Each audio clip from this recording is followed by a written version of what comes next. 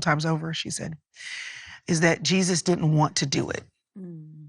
He didn't, it's not just that he can understand our suffering. It's not just that he walked on the earth and experienced so many of the things that we experience, but he didn't do this from this place of, I'm God, so it's easier for me. And he didn't just choose death. He chose the path of suffering to death. That was the part of his journey. And he wrestled with it.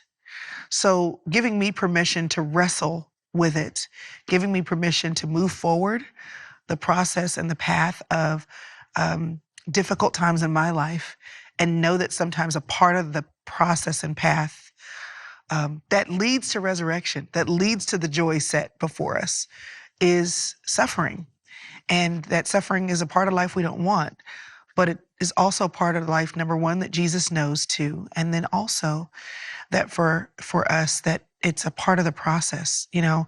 And so I think that while there's so many things that God can save us from, and he does save us from, because we live in a lost and fallen world, there are going to be hard times that come, things that are difficult. Sometimes they're physical, sometimes they're emotional, sometimes they're mental.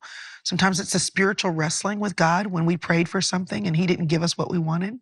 And sometimes it's on the rock, it's on the stone in Gethsemane, sweat and tears of blood coming down your face and out of your forehead because it's that painful. But what it says in Luke chapter 22,